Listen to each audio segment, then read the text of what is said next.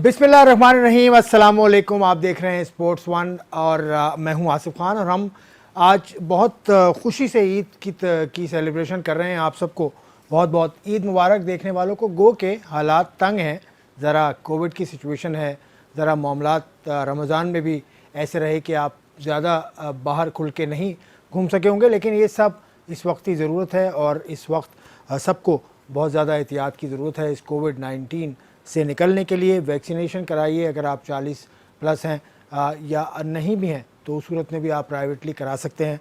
हमारा यही पैगाम है न्यूज़ वन टीवी की जानिब से कि आप सेहतमंद रहें। अब ईद का मौका है तो ईद के लिए हमने एक शख्सियत को मदऊ किया है। क्रिकेट से उनका ताल्लुक़ है, पाकिस्तान के साबिक़ कप्तान हैं, पाकिस्तान के लिए टेस्ट मैच खेल रहे हैं। अब नहीं खेलते test match, one day white ball पे ज़्यादा कंसंट्रेट करते हैं। अभी हाल ही में जिम्बाब्वे से वापस आए, वाइट बॉल सीरीज़ खेल के गो के ज़रा बुझे से रहे।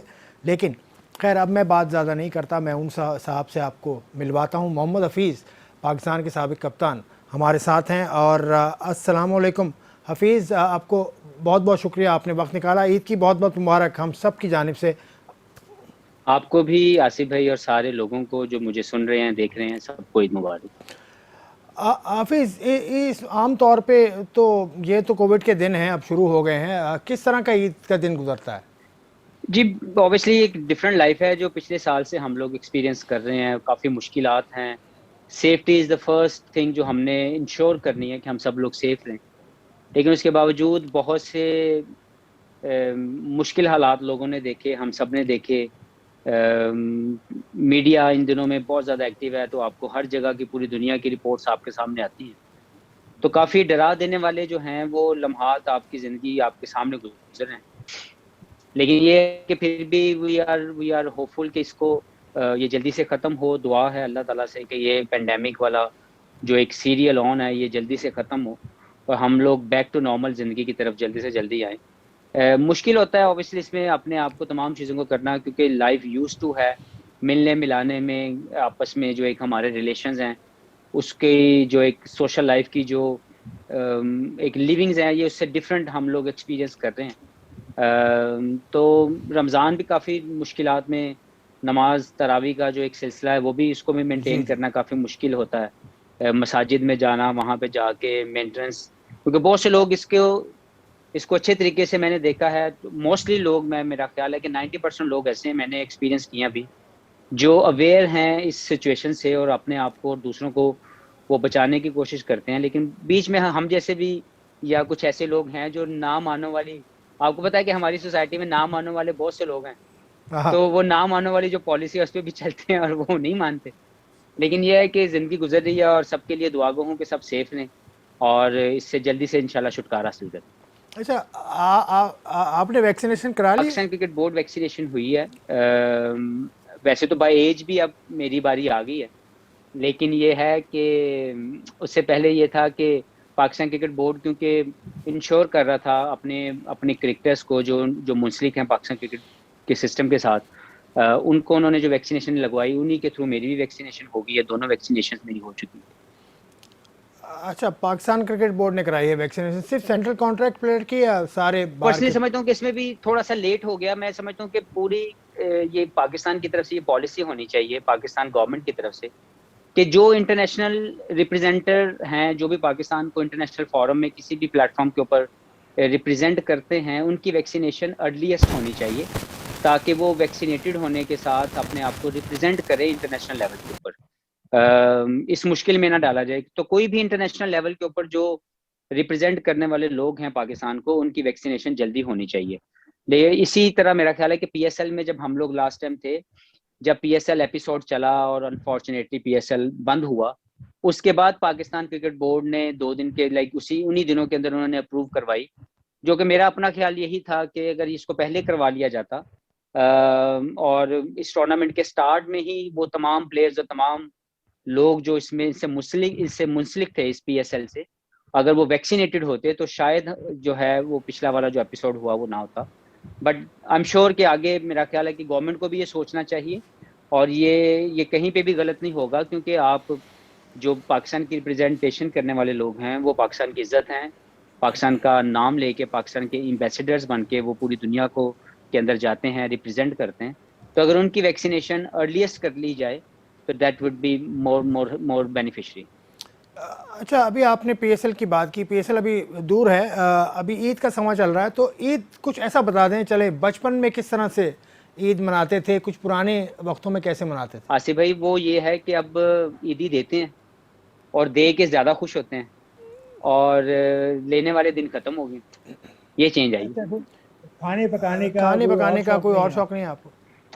नहीं, मैं कोशिश करता हूँ कि तमाम फैमिली को घर में इकट्ठा करता हूँ ईद डे के ऊपर। तमाम बहन भाई, बच्चे, भतीजे, भांजे, मैं अपनी फैमिली में सबसे छोटा हूँ, मेरे भाई मुझसे बड़े हैं, बहनें बड़ी हैं, एक छोटी बहन है, उसका भी बच्चा है। सो तमाम बच्चे, भतीजे, भांजे मेरे घर में इकट्ठे होते हैं। I try to have a family Eid day, तो उसमें बहुत मज़ा आता है आपस में मिलकर। इस रमज़ान में तो आपने काफ़ी वक्त घर में गुजारा, आप जिम्बाब्वे से वापस आने के बाद। कोई ऐसी नई चीज़ आपने की? कोई, ज़्यादातर तो आप घर में रहे। जी, रमज़ान में जो सबसे इम्पोर्टेंट जो पार्ट है वो तो ऑब्वियसली रोज़ा रखना, और जो नमाज़ों का एहतमाम आप वैसे भी करते हैं, लेकिन मज़ीद एहतमाम करना, उसको बेहतर तरीके से उसकी टाइमिंग्स के मुताबिक उसको बाजमात अदा करने की कोशिश करना, दैट इज़ समथिंग स्पेशल। और वो इंस्पिरेशन होती है फैमिली के लिए भी। मेरे बच्चे उसको बहुत ज़्यादा फॉलो करते हैं, मेरे बच्चे जो है रमज़ान की लाइफ को बहुत इंजॉय करते हैं। इसमें जो एक्टिविटी है जो मैं विद इन फैमिली मैंने, आप समझ लें काइंड ऑफ अ जनरेशन, आप समझ लें कि मैंने जनरेट की, वो ये था कि बच्चों के साथ मैं इनको बाइसिकल राइड के ऊपर ले जाता हूँ बाहर ओपन एयर, ताकि इनकी आउटडोर एक्टिविटी भी हो, क्योंकि कोविड के दिनों में आप बहुत सी चीज़ों से कट ऑफ हो जाते हैं। स्कूल में नहीं बच्चे जा पा रहे, किसी भी हैपनिंग प्लेस पे आप नहीं लेके जा पा रहे, रेस्टोरेंट्स में बिल्कुल नहीं लेके जा रहा। तो इनकी हेल्दी एक्टिविटी के अंदर हम लोग मिलके, मैं और मेरे बच्चे, हम लोग बाइसिकल राइड जो है वो करते हैं शाम के वक्त, आपस में बैठ के। जो इंडोर एक्टिविटीज़ हैं वो ज़्यादा गुजरती हैं। रोज़े की हालत में ऑब्वियसली कुरान पाक का पढ़ना, नमाज़ों का एहतमाम करना, और रोज़े का जो एहतराम है वो करना, और सहरी और अफ्तारी का जो एक मज़ा है, जो उसको तैयार करने का जो एक मज़ा है, उसके अंदर हम लोग मिलके एक दूसरे को सपोर्ट करते हैं। तो मैं भी कोशिश करता हूँ कि अफ्तारी के टाइम पे जितनी भी हेल्प कर सकूँ, अफ्तारी बनाने में, खाने में तो है ही, लेकिन बनाने में भी थोड़ी कोशिश करता हूँ कि उस तरीके से जो है वो थोड़ा बहुत हेल्प आउट किया जाए, मिलके एक फैमिली, एक किस्म की जो फेस्टिविटी है वो क्रिएट की जाती है। अच्छा, माशाल्लाह, यूर अ फैमिली मैन। अब ज़रा क्रिकेट की तरफ आते हैं। जिम्बाब्वे और साउथ अफ्रीका के टूर पे आप इतना हफीज़ नज़र नहीं आए, आप इतना, क्या वजह समझते हैं इसकी? बिल्कुल कोई वजह नहीं थी। I think this was one of the failure of, मैं इसको अपना फेलियर मानूंगा, क्योंकि साउथ अफ्रीका की कंडीशंस और जिम्बाब्वे की कंडीशन से मैं फेमिलियर था। वहाँ पे जाके मेरी प्रिपरेशन भी सारी बेहतर हुई, लेकिन वेरी अनफॉर्चुनेटली मैं जो भी एग्जीक्यूट करना चाहा वो मुझसे नहीं हो सका। साउथ अफ्रीका मैं बड़ी इनिंग्स कोई अच्छी खेल सका, और जब जिम्बाब्वे पहुंचा तो उसमें भी गो के थोड़ा थोड़ा फर्क था, थोड़ी डबल पेस पिचेस थी, क्योंकि जब आप किसी भी अपोजिशन के खिलाफ, ऐसी अपोजिशन के खिलाफ खेलते हैं जो आपसे बाय रैंक थोड़ा सा नीचे भी हो, लेकिन अगर वो थोड़ी अनइवन पिच पे खेले, डबल पेस पिच पे खेले, तो सब इक्वल हो जाते हैं उस पिच के ऊपर। लेकिन ओवरऑल अगर मैं देखूं तो मेरी पर्सनल परफॉर्मेंस बिल्कुल अच्छी नहीं थी। बिल्कुल दोनों सीरीज के अंदर मेरे अपने जो एक स्टैंडर्ड्स हैं क्रिकेट खेलने के, मैं उनको मीट नहीं कर सका। I tried my level best but I couldn't do that. अच्छा, यूनुस खान वहाँ थे बैटिंग कोच, उनसे कोई बात हुई आपकी? जी, यूनुस भाई ऑब्वियसली देखें, एज ए बैटिंग कोच वो आपको पूरा एक सपोर्ट करते हैं, आपके तमाम प्रोसेस को वो रिस्पेक्ट करते हैं, अपनी तमाम इनपुट ऐड करते हैं, but end of the day it's about your own execution. आप सारी चीज़ें बेहतर करते हैं, नेट्स में बेहतर खेलते हैं। कोई भी चीज़ मुझे लगी कि मुझे उसमें ऐड करना है, मैंने वो भी कोशिश की, लेकिन मैं ओवर द ईयर्स ये देखा है कि आप जितनी अच्छी प्रिपरेशन करते हैं, लाजमी नहीं कि हमेशा वैसे ही आपके सामने रिजल्ट्स भी आए। मैंने सारी चीज़ों में अपनी 100% कोशिश की, यूनुस भाई ने भी हर तरह सपोर्ट किया, बट मेरे से पर्सनली तौर पर इन दोनों सीरीज में कोई बेहतर और जो सिग्निफिकेंट परफॉर्मेंसेस हैं वो हमने नहीं आई, which is obviously one of the one kind of a concern कि मेरी इतनी अच्छी फॉर्म थी, सब कुछ बेहतर था, कोई ऐसी गलती या कोई ऐसी चीज नहीं थी पर्सनली टेक्निकली जो मुझसे हो रही थी। अगर मैं देखूं कि सारी जो इनिंग्स थी वो मैं अगेंस्ट स्पिनर आउट होता गया, मेरी बारी भी वैसी आई कि ज्यादातर स्पिनर्स होते थे, और क्योंकि मेरा उस स्टेज के ऊपर ये रोल भी था कि मैंने अटैक करना है, मैंने मोमेंटम गेन करवाना है, मैंने क्योंकि मैं this is the way I play T20 cricket, but unfortunately in दोनों सीरीज में हम अच्छा नहीं कर सकते। एज ज़्यादा हो गई है हफीज़, शायद रिफ्लेक्सेस स्लो हो गए हैं, या ये वजह तो नहीं है इसकी?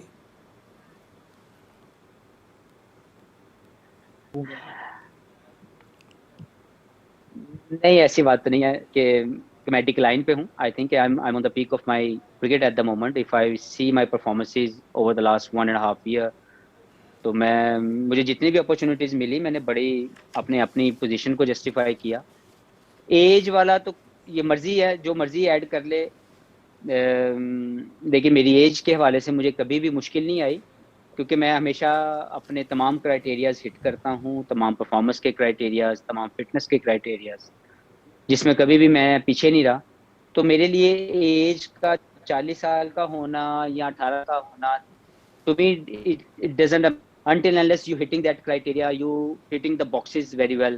अगर आप फिट हैं, आप परफॉर्मेंस दे रहे हैं, तो अगर आप 18 साल के होके ये चीजें सही नहीं कर रहे तो भी आपकी टीम में जरूरत नहीं है। तो अगर आप मैं 40 साल की उम्र में भी कर रहा हूँ तो मेरी टीम में जरूरत है। तो बिल्कुल ठीक कहा आपने। इस तरह से अब आगे अपने करियर को आप किस पे फोकस करेंगे, बैटिंग पर या बॉलिंग पर? क्योंकि बॉलिंग आप कर नहीं रहे हैं, ज़्यादा बॉलिंग नहीं कर रहे हैं। आसिफ भाई, मैं तो बेसिकली तो मैं बैट्समैन हूँ। सारी ज़िंदगी मैं हमेशा एज ए बैट्समैन अपने आप को कंसिडर करता हूँ, और मेरी तमाम कंसंट्रेशन हमेशा अपनी बैटिंग के ऊपर होती है। लेकिन बॉलिंग एक ऐसा प्लस पॉइंट है मेरी मेरी क्रिकेट के अंदर, जिससे मुझे और मेरी टीम्स को हमेशा फ़ायदा हुआ। मैं जहाँ पे भी खेला, लीग खेला इंटरनेशनल पाकिस्तान की तरफ से, मेरी बॉलिंग जो है उससे मुझे भी और मेरी टीम को भी बहुत फ़ायदा मिला। तो मैं हमेशा एज एन ऑलराउंडर अपने आप को लेके चलता हूँ, पूरी तैयारी में रहता हूँ। पिछले साल, 1.5 साल में, 2 साल में, शायद 3 साल में मुझे अगर इतना ज़्यादा बॉलिंग में इस्तेमाल नहीं किया गया तो दैट इज़ समथिंग मैनेजमेंट या कप्तान की सवाबदीद है। मुझे जब भी कप्तान कहता है कि आपने बॉलिंग करनी है, मैं हमेशा अवेलेबल हूँ। मैं आज भी 4 ओवर का T20 में और 10 ओवर का वनडे में मैं पूरा बॉलर हूँ। कोई मुझे इस्तेमाल करे तो भी ठीक है, ना करे तो भी ठीक है। क्या वजह है आपके ख्याल में कप्तान का, क्यों आप पर एज बॉलर एतमाद नहीं है? ये इसकी वजह मैं ढूंढने की कोशिश नहीं करता। मैं अवेलेबल हूँ, मैं नेट में पूरी बॉलिंग करता हूँ, मैच में जब जब बॉलिंग करता हूँ। आप मेरी इकोनॉमी निकाल के देख लें, मेरे इकोनॉमिकल फिगर्स देख लें।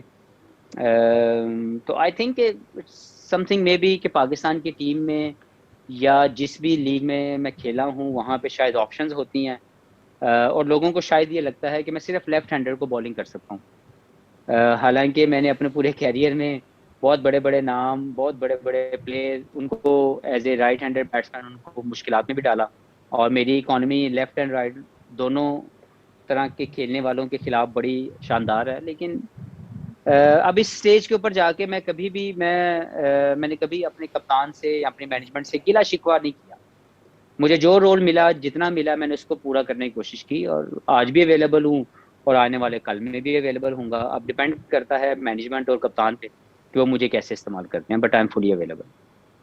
चलें, हफीज़ से बात हो रही है, कप्तानी पर बात हुई, कप्तानों पर बात हुई है। अब बहुत सारे कप्तानों के अंडर खेले हैं। 2003 में डेब्यू करने के बाद हम बाद में बात करेंगे इस ब्रेक के।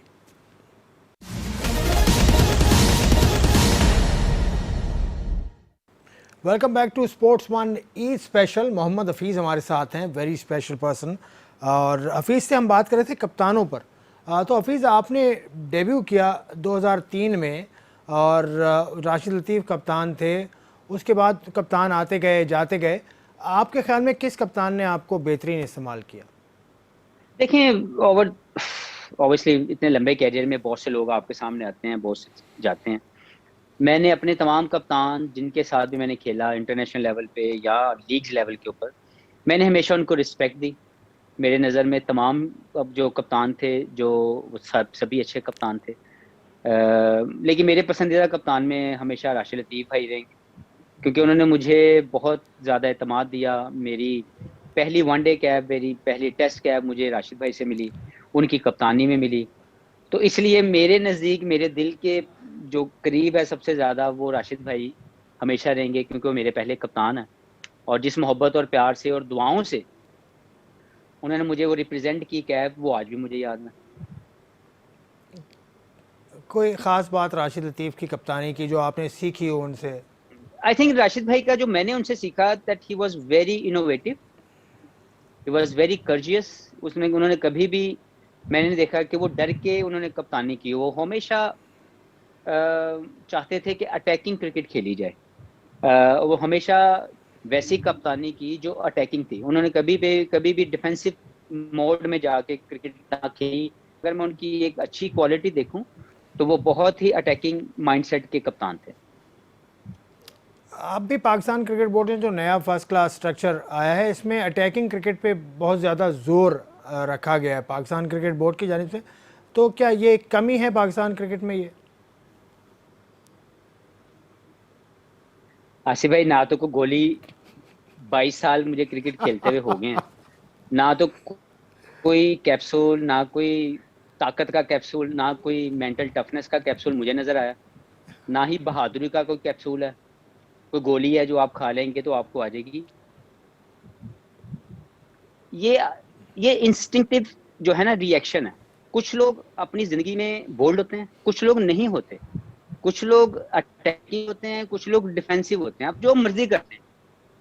तो मेरा मानना ये है कि इट्स बेसिकली एन एटीट्यूड जो आपके अंदर होता है, आपकी ज़ात के अंदर होता है। हाँ, मेरा अपना ख्याल ये है कि ये ज़रूर होना चाहिए कि अटैकिंग क्रिकेट खेलने वाले प्लेयर कौन हैं, उनको आइडेंटिफाई कैसे किया जाए, उनसे कैसे काम लिया जाए। मैं ये नहीं कहता कि डिफेंसिव अप्रोच जो है वो अच्छी नहीं होती, लेकिन आप हमेशा अगर डिफेंस मोड में रहेंगे तो आप कभी फ्रंट फुट पे नहीं आएंगे। डिफेंस मोड पे रहने वाले हमेशा जो हैं वो सफर करने वाले होते हैं, जो पीछे बैठ के, बस में बैठ के बस एक जगह से बैठे दूसरी जगह पे उतर गए। वो कभी भी फ्रंट लाइन या सामने आकर कुछ ऐसे फैसले लेने वाले नहीं होते जो आपको किसी जगह पे लेके जा सके। वो विजनरी सोच नहीं रखते। तो मेरा मेरा अपना ख्याल ये है कि हमें ये जरूर देखना है कि हमें आगे पाकिस्तान की क्रिकेट ले जाने के लिए अपने कप्तान कौन से हमने डिसाइड करने हैं, कौन है जो पाकिस्तान की क्रिकेट को बाय अटैकिंग माइंडसेट आगे लेके जा सकते हैं। हमने उनको आइडेंटिफाई करना है और ये रोल उनके हवाले करना है, ताकि एक डेवलपमेंट ऑफ द कैप्टन जो है वो बड़ी इंपॉर्टेंट पार्ट है। अनफॉर्चुनेटली यहाँ पे यस मैन जो है वो सबसे ज़्यादा पसंदीदा शख्स है हमारे यहाँ सिस्टम के अंदर। यस मैन की हमेशा जगह है, और हमारे हर एक सिस्टम के ऊपर बैठा हुआ बंदा, उसको चाहिए ही वो जो यस मैन बंदा सामने आके उसके सामने बैठ जाए, और वो ये चाहता है कि मेरे आगे कोई सवाल ना करे। यस मैन बंदे जो हैं उनको आगे लाया जाता है। तो ये किसी तरह मेरा ख्याल है कि सिर्फ जो बदलना है वो ये है कि हमें खुद अपने आप को अकाउंटेबल स्टेज पे लेके आना है कि अगर मैं जगह पे पहुंच गया हूँ तो या कोई स्टेज मुझे मिली है, कोई डेजिग्नेशन ऐसी मुझे मिली है, तो मुझे अपनी इनकॉम्पिटेंसी है तो मैं वहां पे हूँ ही ना। अगर मैं कॉम्पिटेंट हूँ तो मैं हमेशा लोगों को आगे आने दूंगा, सवाल करने दूंगा। तो बहुत सी चीजें इसमें इसके साथ जुड़ी हुई हैं, लेकिन हमें प्रमोट करना चाहिए उन माइंडसेट्स को, उन अटैकिंग माइंडसेट्स को जो पाकिस्तान की क्रिकेट को मॉडर्न क्रिकेट के मुताबिक खेल सकते हैं या खिला सकते हैं। उन लोगों को प्रमोट करना चाहिए। लेकिन मुझे याद आया 2012 का T20 वर्ल्ड कप था या 2014 का था, इंडिया में हुआ था या बांग्लादेश में हुआ था, नहीं, मुझे सही याद श्रीलंका में था। 2012 जो था वर्ल्ड कप T20 वो श्रीलंका में था, और 2014 जो था वो बांग्लादेश में था। आप आए, वापस आए और आपने कप्तानी छोड़ दिया, आपने रिज़ाइन कर दिया। आप वाहिद कप्तान है मेरे ख्याल से, या दूसरे होंगे। यूनुस खान के बाद 2009 के बाद उन्होंने छोड़ा था, खुद अपनी सीट छोड़ी। ये एटीट्यूड फिर ये तो टीम को पीछे ले जाता है ना? नहीं, मैं आपको बताता हूँ, असल इसमें बहुत सी चीजें पोशीदा हैं, बहुत सी चीजें छुपी हुई हैं जो शायद आपको नहीं पता, किसी को नहीं पता। होता यह है कि आप जब किसी ऑर्गेनाइजेशन, जब आपको, जैसे मैं पाकिस्तान क्रिकेट का जब मैं कप्तान बना, तो मेरी मेरी ये ख्वाहिश नहीं थी, मुझे बनाया गया, मुझे इस काबिल समझा गया, मुझे वो पोस्ट दी गई कि जी आप पाकिस्तान को लीड करें। जब मैंने 2012 में मैं कप्तान बना और 2014 तक मैंने T20 में कप्तानी की और बाकी दोनों फॉर्मेट का मैं वाइस कैप्टन था, तो रिजल्ट्स भी माशाल्लाह बहुत अच्छे आ रहे थे, सब चीजें अच्छी चल रही थी। 9वें नंबर पे थे हम लोग T20 रैंकिंग में, हम नंबर 2 पे आ गए। और that is not because of me only, that was obviously because of the hard work of all the players, the efforts of all the players. मेरे जो मेरे जो सिलेक्टर्स थे, हम सब लोग मिल के आपस में डिस्कस करते थे और हमारे कभी भी कोई एतराजात नहीं आए टीम सिलेक्शन को लेके या आगे चलने के लिए। 2014 में क्योंकि पाकिस्तान क्रिकेट बोर्ड चेंज हुआ 2013 के एंड में जाके, जब नजम सेठी साहब आए, तो उन्होंने कुछ चीजें ऐसी की जो मुझे समझ में नहीं आई। और जब मैं 2014 के वर्ल्ड कप के लिए जा रहा था तो भी उनको कुछ एतराजात थे, वो कुछ प्लेयर्स को निकालना चाहते थे। मैंने कहा जी बिल्कुल निकाल दें, कोई मसला नहीं है, मुझे उनकी रिप्लेसमेंट दे दें। आप अगर किसी किसी नाम वाले प्लेयर को, किसी बड़े प्लेयर को रिप्लेस कर रहे हैं सिर्फ इसलिए कि वो आपको अच्छा नहीं लगता, तो ऐसा तो चलेगा नहीं। आप उसकी जगह मुझे कोई प्लेयर दे दें जो उसके रोल को प्ले कर सके, तो मैं उसको निकाल दूंगा। यस मैं कप्तान हूं, लेकिन इसका मतलब ये तो नहीं कि मैं किसी के साथ ज्यादती करूंगा। तो काफी बहस मुबासे के बाद उस 2014 का जब वर्ल्ड कप हम खेलने गए, तो टीम खैर वही गई जो मेरी पसंद की थी, जो सिलेक्टर्स ने सिलेक्ट की हुई थी। जो सिलेक्टर्स और कप्तान हम सब ने आपस में म्यूचुअल अंडरस्टैंडिंग डिस्कशंस के बाद हमने जो सिलेक्ट की थी वही गई। नजम सेठी साहब एज ए चेयरमैन शायद उस वक्त वो नहीं कर सके वो सब कुछ जो वो चाहते थे। खैर हम लोग आगे चले गए, टूर्नामेंट में गए। एक काम उन्होंने जरूर किया कि मैनेजमेंट जो टीम की गई वो उनकी पसंद की थी, वो उनकी अपॉइंटेड थी। हेड कोच उन्होंने लगाया, बैटिंग कोच उन्होंने लगवाया, फील्डिंग कोच उन्होंने लगवाया। तो तमाम वो चीजें जो मैनेजमेंट की थी वो उनके डोमेन में थी, उन्होंने वो अपनी पसंद से लगाई। अनफॉर्चुनेटली वहां पे अच्छे रिजल्ट्स नहीं आए, हम लोग क्वार्टर फाइनल हार गए। एक टीम ने जीतना होता है, बाकी सब हार जाती है, हम भी हारने वालों में से थे। वापस आए तो शायद वो गमो गुस्सा था और रिस्पॉन्सिबिलिटी ना लेने का एक ऐसा फुकदान है हमारे मुआशरे में कि जितने बड़े बड़े डेजिग्नेटेड लोग होते हैं वो कभी भी रिस्पॉन्सिबल नहीं बनते किसी चीज़ के। क्रेडिट लेने के लिए तो सारे आगे आते हैं, लेकिन रिस्पॉन्सिबल होने के लिए कोई भी सामने नहीं आता। तो वो 2014 के वर्ल्ड कप की शिकस्त के बाद जब हम वापस आए तो अगले दिन ही मुझे बुला लिया गया पाकिस्तान क्रिकेट बोर्ड में कि आए जी हम बैठ के बात करेंगे। मैं कहा जी आए जी कर लें। वहां पे बैठे हुए जब बातें हुई तो जिम्मेदारी लेने वाला कोई सामने नहीं आया। हालांकि जो टीम बनती थी वो अकेले कप्तान की वजह से तो बनती नहीं थी, उसमें तमाम लोगों के राय ली जाती थी। अनफॉर्चुनेटली रिजल्ट अगर अच्छे नहीं आए तो कैसे हो सकता है कि किसी एक बंदे पे डाल दिया जाए। फैसला लेने में आप सारे टीटू खान थे, लेकिन जब रिजल्ट निकला तो आपने एक बंदे पे डाल दिया है। I raise my hand up and I said कि जी I will take all the responsibility, क्योंकि मेरे सामने जो ऑप्शंस रखी गई वो मेरे लिए नाकाबिले कबूल थी। जिनमें सबसे बड़ा जो था वो था कि आप इस वक्त प्रेशर है अवाम का, इस वक्त जो है वो टीम हारी हुई है, हम अंडर प्रेशर है, आप इस वक्त स्टेप डाउन कर दें, हम आपको 3 माह के बाद दोबारा जो है वो एज ए कप्तान दोबारा से ले आएंगे। मैंने कहा जी मैं किसी डील के ऊपर तो ना आया था और ना मैं किसी डील के ऊपर जाऊंगा, मैं तो परफॉर्मर हूँ। मैं तो हमेशा सोचता हूँ कि अगर मैं एज ए प्लेयर परफॉर्म करूंगा तो टीम में खेलूंगा, अदरवाइज मेरी टीम में जगह नहीं बनती। तो मैं को टॉस करने वाला कप्तान था नहीं। तो मैंने कहा जी आप ये जिसको मर्जी बना दे कप्तान, I am not taking any deal from you. आप ये जो वर्ल्ड कप है इसकी मैं टोटल जिम्मेदारी लूंगा, इसके फेलियर की, इसकी नाकामी की। गो कि मैं अकेला इसका जिम्मेदार नहीं हूं, हम सब लोग हैं, हम सब लोगों ने मिलकर फैसले लिए, लेकिन in front of people I will take the responsibility, I will leave that space.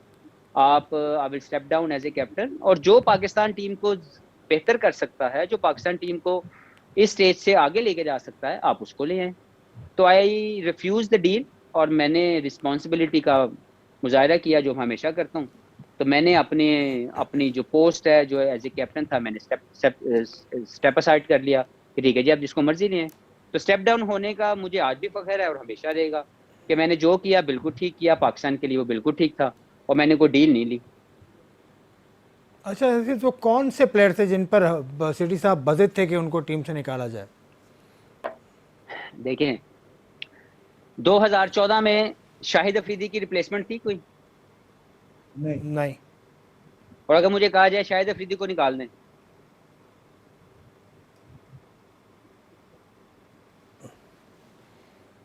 अब आप मेरी जगह पे आ जाए, जवाब दे दें खुद ही। नहीं, मैं कैसे आ सकता हूँ आपके, लेकिन अगर मैं कप्तान होता तो उस वक्त का शाहिद अफरीदी मेरे लिए मैसेज बस था। मैंने भी वही किया। लेकिन इसमें क्या कुछ प्लेयर्स में ग्रुप नहीं, बंदी? कोई ग्रुप बंदी नहीं थी, players were absolutely fine, everything was good. कुछ चीजें ऑन टूर गलत हुई जिसको मैंने आके पॉइंट आउट भी किया, मैंने उसके प्रूफ के साथ सामने रखा भी उस मीटिंग के अंदर। खैर इतना लंबा उस पर जाने की जरूरत नहीं है क्योंकि उसमें मेरे अपने बहुत से मेरे ऐसे प्यारे रिलेशंस हैं हमारे आपस में क्रिकेटर्स के, हमारे सब दोस्तों के, जिनको मैं नहीं समझता कि वो इस स्टेज के ऊपर उनको डिस्कस करना चाहिए। बट वहाँ पे जो कुछ भी हुआ उसकी कुछ चीज़ें गलत हुई जिसके बारे में मैंने हाईलाइट किया, पाकिस्तान क्रिकेट बोर्ड को मैंने बताया भी और इसको माना भी गया कि यह ऐसा हुआ है। लेकिन उसके ऊपर कोई जो है वो डिसीजन नहीं लिया गया या उसको उसको उस गलत हरकत को जो की गई उसके ऊपर भी कोई काम नहीं किया गया। बट थिंग इज के मैंने आपको एक वजह बताई है कि अगर आपको लगता है कि उस वक्त का शाहिद अफरीदी बाहर निकलता था तो आप निकाल उसकी रिप्लेसमेंट दे दें। मैंने ये रिप्लेसमेंट मांगी, रिप्लेसमेंट नहीं थी।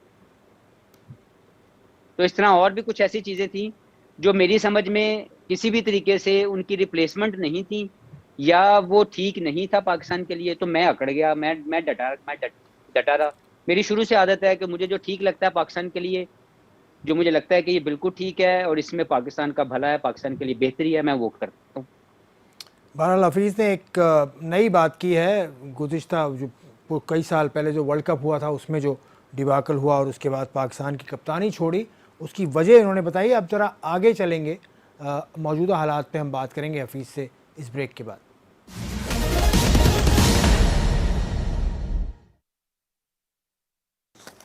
Stand by.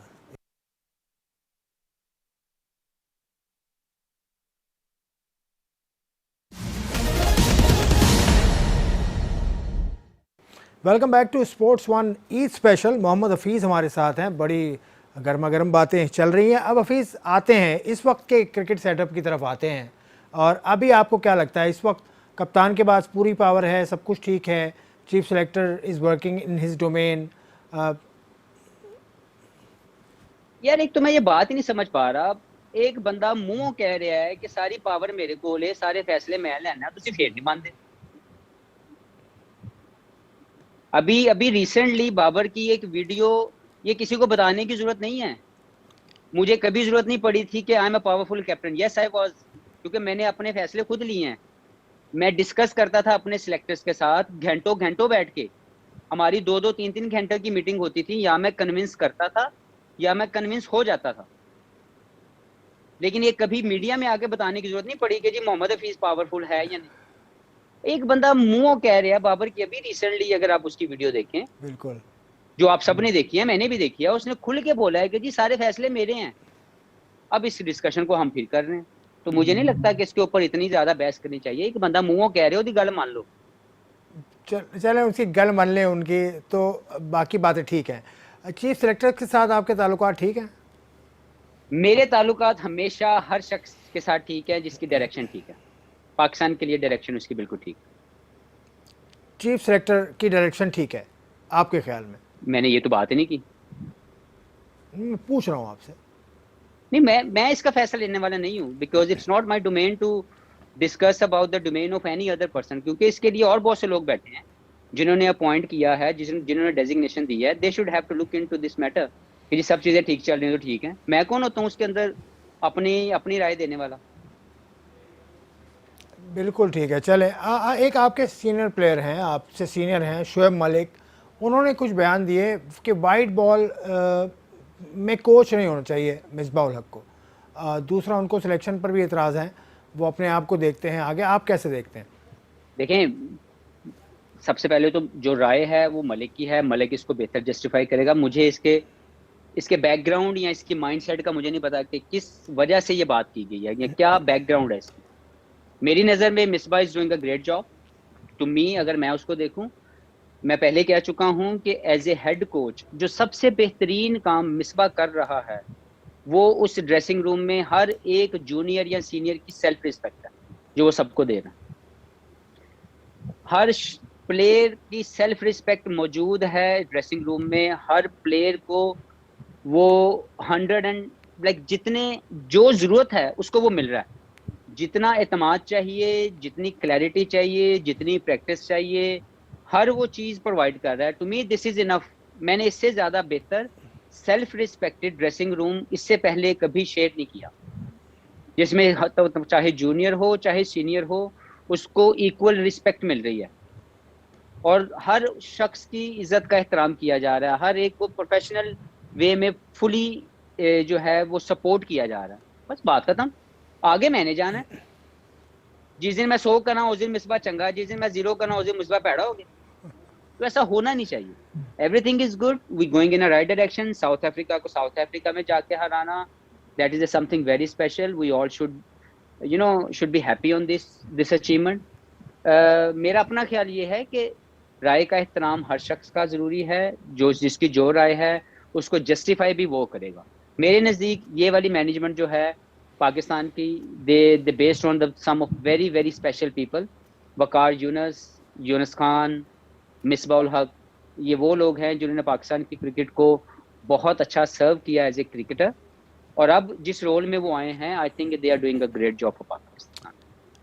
Something I will always say that. लेकिन इस वक्त मेरा ख्याल है कि बहुत अच्छा काम वो कर रहे हैं। चलें, अब मैं आखिरी मराहल में हूँ प्रोग्राम के। आखिरी सवाल है आपसे, करियर ख़त्म होता कब देख रहे हैं अपना आप? कितना अब आगे जाना चाहते हैं? एक बात ये, दूसरी बात ये कि क्या प्रोफेशन आपकी नज़र में है पोस्ट रिटायरमेंट? कमेंट्री हो गई, क्रिकेट कोचिंग हो गई, या क्रिकेट बोर्ड में आ जाएंगे, ये भी एक ऑप्शन है। यार आसिफ भाई, अभी तो मैं आपको बताऊं कि I am enjoying my cricket to be very very honest. मैं अपनी वाइट बॉल क्रिकेट को बहुत इंजॉय कर रहा हूँ और मैं समझता हूँ कि मेरी बॉडी रिएक्ट कर रही है अकॉर्डिंग टू द चैलेंजेस। किसी भी जगह पे मेरी फिटनेस क्राइटेरियाज, मेरी परफॉर्मेंस क्राइटेरियाज, मुझे किसी भी जगह पे भी इनसाइड ऑफ मी मुझे नहीं लग रहा कि मैं नहीं खेल सकता। So I will try to justify my position. जो मुझे लगता है कि मैं मजीद 1-2 साल बड़े आराम से खेल सकता हूँ। I can't see anything wrong in me क्योंकि मेरी बॉडी बहुत अच्छा रिस्पॉन्ड कर रही है, नंबर 1। नंबर 2 ये है कि मैं पर्सनली तौर पर चाहता हूँ, मेरी ज़िंदगी की एक कमी है इतने लंबा कैरियर होने के बावजूद कि मैं अभी तक वर्ल्ड कप विनिंग स्क्वाड का हिस्सा नहीं बन सका। तो मैं चाहता हूँ, मेरी ख्वाहिश है, अल्लाह से दुआ है कि अल्लाह मुझे इस काबिल करे कि मैं पाकिस्तान के वर्ल्ड कप विनिंग स्क्वाड का हिस्सा बन सकूँ। ख्वाहिश है, पूरी हो जाए तो भी ठीक है, नहीं भी होगी तो कोई रिग्रेट नहीं है, because I tried every time. Unfortunately एक दो सिचुएशंस ऐसी आई लेकिन हम लोग वो नहीं कर सके। दूसरी बात, मेरे पोस्ट करियर अभी तक तो मैंने कुछ नहीं सोचा।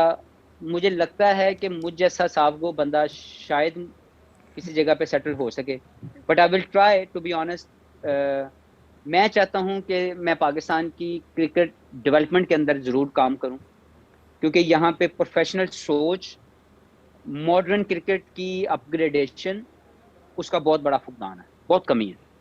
तो मैं हमेशा दिल में सोचता हूँ कि अगर ज़िंदगी में कभी मुझे अल्लाह ने यह मौका दिया तो मैं इस क्रिकेट के अंदर एक मॉडर्न क्रिकेट, एक डेवलपमेंट माइंडसेट ज़रूर चाहूँगा कि अगर मुझे कभी अल्लाह ने मौका दिया तो मैं वो काम ज़रूर करना चाहूँ। हफीज़, आपका बहुत बहुत शुक्रिया। आप अभी भी कुछ बातें रह गई थी करने को, लेकिन अब वक्त नहीं है, तो फिर कभी सही। बहुत बहुत शुक्रिया हफीज़। थैंक यू आसिफ भाई, आज के लिए इतना बहुत है। ये थे मोहम्मद हफीज़, बड़ी खरी बातें करने के लिए मशहूर हैं और अल्लाह करे कि इनकी जो ख्वाहिशात हैं वो पूरी हों। अल्लाह करे कि आप सबकी ख्वाहिशात, जो जायज़ ख्वाहिशात हैं, वो भी पूरी हों। In the end I would like to emphasise on the measures that have been advised by the government कि कोविड-19 से हम किसी तरह से बच सकें। उम्मीद है, इस दुआ के साथ ख़त्म करता हूँ प्रोग्राम। एक मरतबा फिर आप सबको ईद मुबारक।